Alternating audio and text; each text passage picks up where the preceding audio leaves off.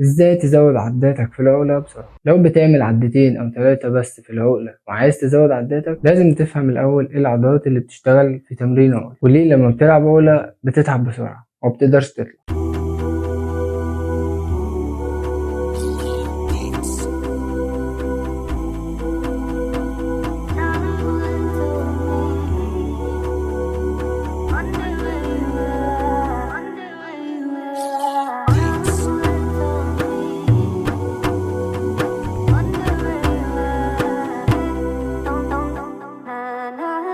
السلام عليكم، اهلا بيكم. معكم اسلام تعيلة، مدرب ولاعب كاليس. في الفيديو ده هشرح لك الطريقه الصح ان انت تزود عداتك في العقله، وازاي تقوي العضلات المسؤوله في تمرين العقله. اول حاجه هنشرحها هي تشريح حركه العقله، Scientific Anatomy. العقله مش تمرين دراع بس، العقله تمرين ظهر في الاساس. والعضلات الاساسيه في تمرين العقله هم 4 عضلات، منهم عضلات مساعده وعضلات اساسيه. اول عضله معانا هي عضله الظهر العريض، اللاتسيميوس دورسي، ودي اهم عضله في العقله. وظيفتها انها بتسحب الجسم لمركز القوه اللي هو الدراع. ولو العضله دي ضعيفه، اول حاجه مش هتعرف تطلع عقله، تاني حاجه هتتعب بسرعه. تاني عضله معانا هي عضله البايسبس. عضله البايسبس وظيفتها انها بتتني الدراع عشان تسحب للعقله، ولو البايسبس ضعيفه الطلوع اكيد هيبقى صعب. تالت عضله معانا ودي من اهم العضلات في السحب والدفع، عضلات لوح الكتف واللي هي السكابولار ماسل. العضلات دي مسؤوله عن تثبيت لوح الكتف، ولو ضعيفه عندك أداء العقلة بتاعك هيكون غلط. ورابع عضلة معانا هي عضلة الفور ارم ماسلز، ولو القبضة عندك ضعيفة مش هتعرف تمسك الباور عشان تعرف تسحب العقلة، ودي من أكتر المشاكل اللي الناس بتواجهها. وفي البداية الزيادة في عدد العقلة مش بيجي من العضلات بس، ولكن بيجي من الجهاز العصبي،